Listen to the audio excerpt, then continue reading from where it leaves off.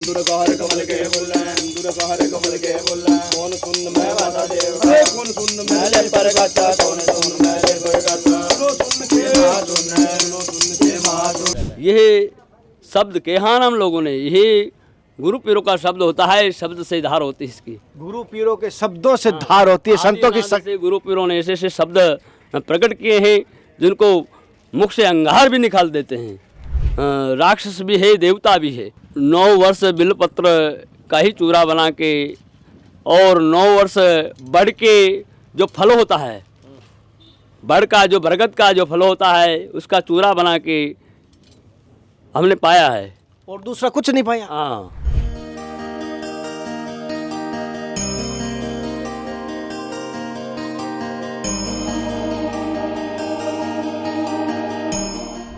तो मैं कभी किसी भी संत के दर्शन या सत्संग लेता हूँ, गुरु समझ के लेता हूँ, क्योंकि गुरु मेरा एक शब्द, एक तत्व है जो हर संत के अंदर समाहित रहता है। जब भी हमें कोई सत्संग देते हैं वो मेरे गुरु ही देते हैं, क्योंकि गुरु से बड़ा कोई है ही नहीं सृष्टि में। इसीलिए मैं गुरु मान के इनके सत्संग आध्यात्मिक ले रहा हूँ। सिंदूर का हर कमल के बोला, सिंदूर का हर कमल के बोला, कौन सुन मैं माता देव, कौन सुन मैं पर गाता, कौन सुन मैं पर गाता, लो सुन के सुन, लो सुन के सुन के आत्म सुन, आत्म सुन के परमल सुन, शुक्ल दान गंगा स्नान में, शुक्ल दान गंगा स्नान में, शुक्ल दान गंगा स्नान में, सतनाम में धर्म पड़ेगा, प्रयागराज में धर्म। प्रयागराज कुंभ में बहुत सारे संत अपने अपने हठ योग में आते हैं, कोई गुरु मार्ग से आते हैं, कोई अपनी स्वयं इच्छा से भी होता है। पहले तो ये जानना चाहता हूँ, जैसे हठ करते हैं, क्या हठ करने से भगवान की जल्दी प्राप्ति होती है, या हठ करना कोई किसी की परंपरा को देख के या किसी को देख के शुरू किया जाता है? क्या हठ योग एक परमात्मा तत्व है। ये प्रभु स्वयं भी हट करके ही बैठ गए थे तपस्या में। 87,000 वर्ष की तपस्या में भगवान शंकर भी लीन हो गए थे। वह हठ योग है। हठ योग की महत्ता बहुत महान है। ये जगत के कल्याण के लिए हठ योग किया जाता है। जगत के कल्याण के लिए हठ योग कर गुरु जी, जैसे जन कल्याण के लिए हठ योग करते हैं, लेकिन एक होता है कि हठ योग दूसरी तपस्या दिखती नहीं है, लेकिन हठ योग एक सामने दिख जाता है और प्रकट भी हो जाता है। क्या हठ योग सर्वश्रेष्ठ है, या अंदर छिप के करे? एक छुप के करते, एक छप के करते? वो छुप के करते, वो अपने स्वार्थ के लिए करते हैं। जो प्रदर्शनी के सामने करते हैं वो जगत के लिए करते हैं। अच्छा, छुप के लिए वो अपने स्वार्थ के लिए। अच्छा, वो अपना मोक्ष के लिए, अपना मोक्ष के लिए ही वो अपना जंगल में एक कुटिया में बैठ के भजन करता है। अच्छा। और जगत के बीच में बैठ के भजन करता है, वो जगत के लिए करता है। और सभी संतों का, गुरुजनों का दिया हुआ आपका शुभ नाम क्या था गुरु जी? हमारा उत्तराखंड मंडल श्री महंत चैतन्य गिरी। अच्छा गुरुजी, जैसे कि आप बच्चापन से संत इस मार्ग पे आए, तो कहीं ना कहीं कहते हैं बचपन का संत बनता है तो कहीं ना कहीं घटना होती है, कोई ऐसी परिस्थिति होती है, कोई बहाना, मृत्यु आती तो कोई एक बहाना बना के, जैसे एक्सीडेंट होता है तो एक बहाना बनाती है, तो संत बनने के पीछे भी कोई एक ना एक बहाना होता है। तो आपके जीवन संत परिवर्तन हुआ तो क्या बहाना बना था? ये प्रारब्ध, पूर्व जन्मों का प्रारब्ध होता है, जो बचपन से वो उस लाइन में लग जाता है, परमात्मा के लाइन में लग जाता है। बचपनों में जो संत महात्मा आते थे, पहले जमात चलते थे, जमात के अंदर क्या है, सब संत महात्मा आते थे, कीर्तन भजन होता था। उन कीर्तन भजन के अंदर बैठते थे बच्चे, तो उनको संस्कार मिलते थे। वो संस्कार के कारण वो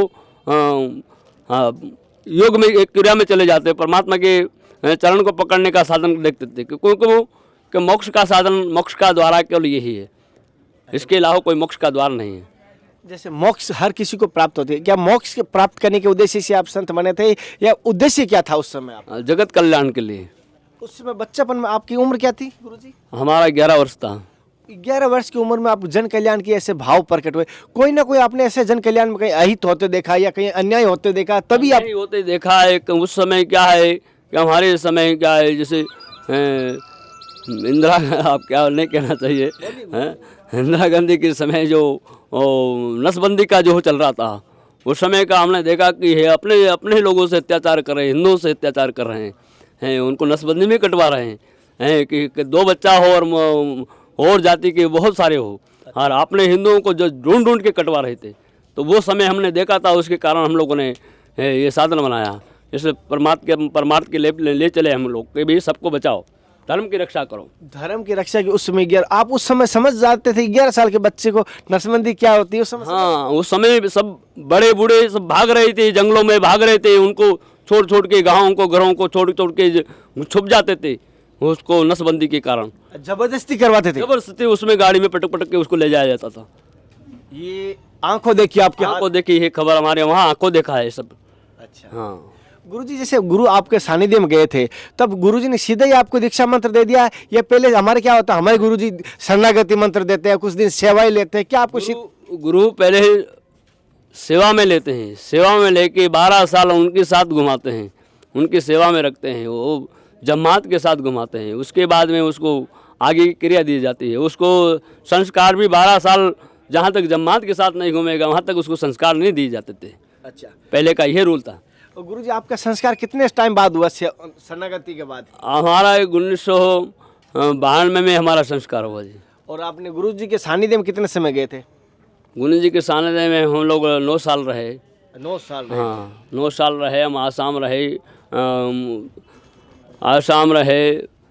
आसाम से लेके ही केरला, उड़ीसा, तमिलनाडु, कन्याकुमारी तक हम लोग हमारा दौरा रहता था। अच्छा। हाँ, उस समय गुरुजी जैसे कि बता रहे हैं, गुरुजी कोई ना कोई तपस्या हमें गुरुजी बताते हैं, या गुरु परंपरा या गुरु भाई या गुरु चाचा गुरु बताते ही है। तो आपने कौन कौन सी ऐसी कठोर तपस्या की है, जैसे कि जन कल्याण के लिए, लोक कल्याण के लिए, या देश के हित के लिए? देश के हित के लिए यही क्या है कि हम लोगों ने जिस प्रकार उत्तराखंड की यात्रा करने के बाद जब हम वापस नर्मदा खंड में गए, विंध्याचल में जाके गौ माता की रक्षा के लिए हम लोगों ने लोग छुटाया थे। कहाँ पर है गुरुजी आप? कुटिया कहाँ पर है? हम लोग विंध्याचल से ले हम उत्तराखंड से लेके हम लोग क्या है कि कन्याकुमारी तक हमारा दौरा रहता है। हाँ, कि वहाँ हमारा साउथ में भी आश्रम है। अच्छा। और गुरुजी आप भभूति और ये रुद्राक्ष कितने समय से धारण किया हुआ है और कब धारण किया सर्वप्रथम? ये सर्वप्रथम 1992 में धारण किया। तो ऐसी कोई परिस्थिति या किसी संत को ऐसे देखा रुद्राक्ष वाला बाबा? हमारे गुरु पीरों की जो परंपरा है उसको निभा रहे हैं। नहीं, ये आपके गुरुजी धारण करते हैं? हाँ, पहले गुरु पीर धारण करते थे और उन्होंने आपको दे दिया? हाँ जी, गुरु पीरों ने हमारे को दे दिया है। अभी भी गुरु धारण करते थे या नहीं? अभी आप धारण करते हैं? अभी हम लोग ही धारण करते हैं। गुरु जो जिन्होंने हमारे को जो ये रुद्राक्ष धारण किया है, करवाया तो 1992 से ही, तो उसमें हम लोगों ने 16 तक धारण किया है। फिर 16 से फिर वापस फिर धारण किया, फिर धारण करना फिर अनंत कर दिया उसको। आप कुंभ में धारण किया या सदा ही ऐसे रहते हो? नहीं, कुंभ के अंदर इसको नहीं रखते हो? आगे नहीं, आगे हम लोग हमारे चिंतन भजन वो आत्मज्ञान में चलते रहते हैं। तो कुंभ में धारण करते हुए हम तो हमारी भाषा में इसको कहते हैं, वस्त्र तो नहीं कहते हैं, ना भेष कहते हैं, हम इसको श्रृंगार कहते हैं। गुरु जी जी, आप क्या कहते हो गुरुजी? ये श्रृंगार है, ये प्रभु का श्रृंगार है। अपना वस्त्र नहीं, ये भगवान शंकर का श्रृंगार है। भगवान शंकर का श्रृंगार। कितने रुद्राक्ष धारण किए हैं गुरुजी? 11,000 रुद्राक्ष धारण किए गए हैं। ये सभी मिला के या छोटे मोटे? सब मिला के, छोटे मोटे, 1 मुखी, 2 मुखी, 3 मुखी, 4 मुखी, 5 मुखी, 10 मुखी, सब प्रकार के रुद्राक्ष इसमें। सीधे ही आपने 11,000 धारण किया या पहले कुछ कम थे? नहीं, पहले और ज़्यादा थे। पहले और ज़्यादा थे कि जैसे जैसे वेट कम होता जा रहा है वैसे वैसे रुद्राक्ष कम होते जा रहे हैं। वजन ज़्यादा हो गया क्या? वेट कम हो गया ना अपना, उम्र भी शरीर की उम्र के शरीर के हिसाब से। जैसे गुरुजी ने पहले रुद्राक्ष ज़्यादा थे, अभी धीरे धीरे अवस्था को देखते हुए, साधना में बाधा ना बने उस जगह देखते हुए गुरुजी ने कम किया है। गुरुजी कब तक रखने का संकल्प लिया? अब जहाँ तक प्रभु की इच्छा है, गुरु पीरों की जहाँ तक इच्छा है, जहाँ तक यहाँ से आ गया है वहाँ तक हमको धारण करना होगा। अच्छा गुरुजी, जैसे आपने एक मैं देखा हूँ आपको, हम दो हमारे दो के तो खिलाफ है, ये चीज़ तो मैंने देखी। देखा जा रहा है समाज में हम दो हमारे दो को लेके बैठे हैं, तो इसको लेके उनको क्या कहना चाहोगे मेरे भाई और बहनों को? भाई, अगर एक हम दो हमारे दो रहेंगे, अगर 3 नहीं होगा तो कौन तो वहाँ मिलिट्री में भर्ती होगा, कौन संत बनेगा, देश की रक्षा के लिए कौन आगे बढ़ेगा? कम से कम उसको 4 का रहना चाहिए, 4 तो कम से कम होना चाहिए, जब तो अपना इस मातृभूमि की रक्षा के लिए कौन रहेगा? अगर एक बच्चा माता पिता की सेवा करेगा तो एक बच्चा धर्म की रक्षा करेगा। महाराज जी, आपके पास बहुत सारे संत आते हैं, बहुत सारे शिष्य भी आते हैं, तो आप भगवत प्राप्ति का क्या मार्ग बताते हैं, उनको क्या ज्ञान की बात कहते हैं? भाई, जो भी प्राणी जो मानव हमारे पास जो आता है, श्रद्धालु जो आता है, उसको भक्ति मार्ग में यही देते हैं कि आप हनुमान चालीसा का पाठ करो, सुंदरकांड करो, गीता श्रीमद् भागवत कथा का गीता का पाठ करो, उधर आप लोग श्री रामचरित का पाठ करो, रामचरित मानस का पाठ करो, तो धर्म हमारा जो धर्म की इसी के ऊपर टिका हुआ है कि इसमें ही ऐसे ऐसे शब्द हैं जो हमारा जीवन की व्याख्या करता है। हमारा जीवन से जुड़ी हुई कई व्याख्या उसके अंदर छुपी हुई है। पूरा जीवन आप सब हम सब 84 लाख जीवों को तारने के लिए ये ग्रंथ बनाए गए हैं। कभी यहाँ किस प्रकार मुक्त है को उल्टा नाम जब जग जाना वाल्मीकि ब्रह्म समाना, जहाँ की रही भावना जैसी प्रभु मूरत देखी तन तैसी। किस प्रकार देखना चाहते हो, अगले जीव को कैसे प्रकार देखना चाहते हो, ये भाव रखते हुए सबको समभाव संप्रति में रहना है। गुरुजी जैसे नागौर में देखा है कि शस्त्र और शास्त्र का दोनों का विधान बताया है, लेकिन आज के समय में शस्त्र धीरे धीरे लुप्त हो रहे हैं या कम हो रहे हैं, ये क्यों? शास्त्र क्योंकि अपने सनातनी लोगों को क्या है, न शस्त्र रखने का अधिकार बता रहे हैं, नहीं दिए जा रहे हैं उनको भी। उन लोगों को तो खुला अधिकार हो रहा है, अपने लोगों को हर जगह रोक रखे। आप अगर तलवार भी लेके निकलोगे तो आपको कहीं भी रोक देंगे, आप कुछ भी लेके निकलोगे तो आपको रोक देंगे, पर दूसरे समाज को कोई रोकता नहीं। तो इसलिए अपने में शस्त्र भी कम हो रहे हैं। शास्त्र लकड़ी भगाने के लिए, कुत्ता भगाने के लिए भी एक शस्त्र नहीं होता है अपने हिंदू सनातनी के पास। जैसे गुरुजी ने बताया हमें, हमारे लकड़ी के कुत्ता भगाने के पास भी शस्त्र नहीं होता, और गुरुजी उन शस्त्र नहीं होता ये तो आपने बता दिया, लेकिन उनको क्या कहना चाहोगे? क्योंकि मेरी बात तो कोई मानेगा नहीं, मुझे तो बच्चा मानते हैं, आपकी बात को शायद तक वो अमल करेंगे। ये सबके लिए सबके साधन सबको दिया जाए कि आत्मनिर्भर बताया। तो आत्मनिर्भर का तात्पर्य है कि आपने स्वयं की रक्षा स्वयं को करना है, तो स्वयं का शस्त्र स्वयं के पास होना चाहिए। हम किस प्रकार रक्षा करेंगे? हमारे पास तो डंडा है, दूसरे के पास ज्वालामुखी है, तो वो किस प्रकार उनका सहन करेगा, उसका कैसे सहेगा उसको? गुरुजी जैसे आपने कौन कौन से शस्त्र रखे हुए हैं आपके पास? हमारे पास है त्रिशूल है, भाला है चिमटा है, कोतवाल है, हमारे पास है अस्त्र तलवार है, ये सब हमारे साथ रहते हैं। अच्छा। कम तो नागा है, हम तो भारत में घूमते हैं, हम तो तलवार तो हमेशा हमारे साथ, हम लोग फ्लाइट में जाएं तो भी तलवार हमारे साथ रहती है। कौन सी तलवार है गुरुजी? अब ये है, दर्शन कर लेते हैं। गुरुजी ने बड़ी बात कही है, हमारे पास शस्त्र होना चाहिए, हमारे घर की रक्षा हो चाहिए, समाज की रक्षा। और गुरुजी जैसे कहते हैं फ्लाइट में भी जाए, कहीं पर भी जाए, किसी भी रहता है। इसको गुरुजी कभी यूज किया? नहीं, यूज करने का काम नहीं है, वैसे ही यूज है। अच्छा, इसमें एक बार इसमें धार नहीं होती है। अच्छा, गुरुजी जैसे देखो शब्द के द्वारा इसमें धार तैयार होती है। शब्द के द्वारा? हाँ, शब्द के द्वारा इसमें धार तैयार होती है, ये शब्द के द्वारा चलता है। गुरुजी से अगर असुरों का श्रृंगार करना हो, यानी आज के, उस समय तो सिंह थे असुरों के, आज हमारे समाज में ऐसे असुर है जैसे आपको पता है हमारे रूप लेके बैठे हैं मनुष्य के रूप में, उनका इस तलवार के द्वारा कैसे आप श्रृंगार करेंगे? भाई वो अपने ही रूप में बैठे हैं तो उनको शास्त्र से मारो, जो शस्त्र से नहीं तो शास्त्र से समझाओ, शास्त्र से नहीं समझे तो शस्त्र से समझाओ। उनको दोनों ही प्रयोग लेना पड़ता है कि सनातन को दोनों ही परिभाषा को लेकर चलना होता है, शास्त्र और शस्त्र। अगर जी इसको तो धारी नहीं, अगर कोई हमला कर दे तो धारी नहीं होती इसके, तो कैसे काम चल जाता है? ये शब्द कहा हम लोगों ने, ये गुरु पीरों का शब्द होता है, शब्द से धार होती है इसकी। गुरु पीरों के शब्दों से धार होती है, संतों की से गुरु पीरों ने ऐसे ऐसे शब्द प्रकट किए हैं जिनको मुख से अंगार भी निकाल देते हैं, गुरुजी वैसे भी शब्द तैयार दिए हैं।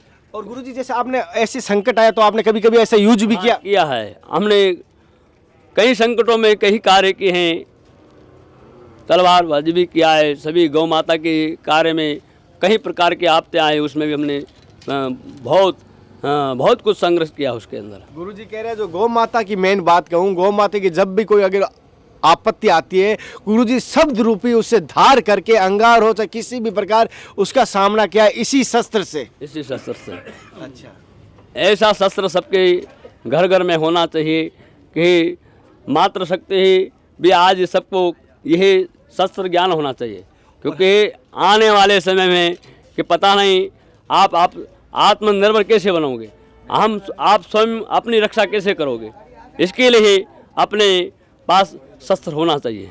शास्त्र और शस्त्र का दोनों का ज्ञान होना चाहिए। जैसे बच्चापन में शास्त्र और शस्त्र का दोनों का ज्ञान हो जाता है तो शायद तक हमारा कुल, हमारा धर्म, हमारा देश दोनों ही, तीनों ही सुरक्षित रहेगा। कुल भी सुरक्षित रहेगा, समाज भी सुरक्षित रहेगा, देश भी सुरक्षित रहेगा और धर्म भी सुरक्षित रहेगा। क्यों गुरुजी? धर्म भी सुरक्षित रहेगा, हैं, सब जीव सुरक्षित रहेंगे, उसमें सभी के लिए आनंदमय होगा। जैसे गुरुजी ने कहा है, गुरुजी जैसे कहना नहीं चाहिए, आज के समय में भेषधारी भी बहुत है और अच्छी चीज़ों को ना देखते हुए गलत चीज़ों की तरफ समाज बढ़ रहा है, तो आप उन्हें क्या संदेश देने चाहेंगे? हम हमारे सनातनी से यही कहना चाहते हैं कि भाई धर्म पे अटल रहो, धर्म पे दृढ़ विश्वास रखो, विश्वास से सब कार्य सिद्ध होंगे। आप जैसे भी है, जिस भी हालत में हैं, वो उस प्रभु की इच्छा है, उसी में आप लोगों को संतुष्ट होकर विश्वास रख के और अपने को जीवन जीना है। गुरुजी जी जैसे आपके यहाँ गुरुजी का बड़ा मठ है, आश्रम है और बहुत सारे मठ बने हुए, लेकिन फिर भी आप उत्तराखंड में जंगलों में गुफाओं में क्यों जाते हो, यहाँ आश्रम होते हुए भी? आश्रम होते हुए कि आश्रम में एक जगह टिक नहीं सकते कि भगवान नाराज जी क्या है, इस संसार जगत में घूम के भ्रमण करके धर्म के शिक्षाएं देते हैं, धर्म का प्रचार करते हैं। जहाँ अंधकार हो रहा है वहाँ उजाला करते हैं, क्योंकि वहाँ यज्ञ कई प्रकार की लीलाओं को करवाते हुए संसार तो अज्ञानी है, इनको बोल के ही जगाना होता है। सनातन धर्म ये धर्म क्या है, ये आदि अनादि है, आदि अनादि है। तो यहाँ तो राक्षस भी है, देवता भी है, दोनों का ही यहाँ बोला है। गुरुजी जैसे गृहस्थियों को तो संकट होता है तीन चीज़ का, एक तो धन का, रोग का, प्रेम का, लेकिन संतों में तपस्या में कौन सा कष्ट आता है, कौन सी ऐसी कठिनाइयाँ आती है? संतों को तपस्या में कई प्रकार की कठिनाई आती है। जंगल में भूख प्यास सबसे है, अपने आप को मारना, अपने आप को जीत लेना कि हे हम लोग व्यसन से, सभी प्रकार की चीज़ों से वहाँ जंगलों में कोई नहीं, सबसे दूर होना होता है। तो वो समस्या है तो क्या है, पत्ते खा के भी जीवन जीना ये भगवान का कार्य है। क्योंकि ऋषि मुनियों ने पहले आदि अनादि हमारे गुरु पीरों ने यही बताया है कि जंगलों में रह के किस प्रकार तपस्या करोगे बेटे, तो जाओ जंगल में हर पत्ती को चेक करो, हर पेड़ को चेक करो, कौन पड़ी जो वनस्पति आपको अच्छा लगता है वो पाके आप जीवन को निर्वाह करो, जंगलों में तपस्या करो। जैसे गुरुजी आप भी जंगल में रहे हैं, तपस्या किए, ऐसा कितने समय तक रहा है? जैसे जंगल में आपने कभी ऐसा हुआ कि आपने बेलपत्र या कोई जंगली पत्ते या कोई ऐसे घास फूस खा के तपस्या की है?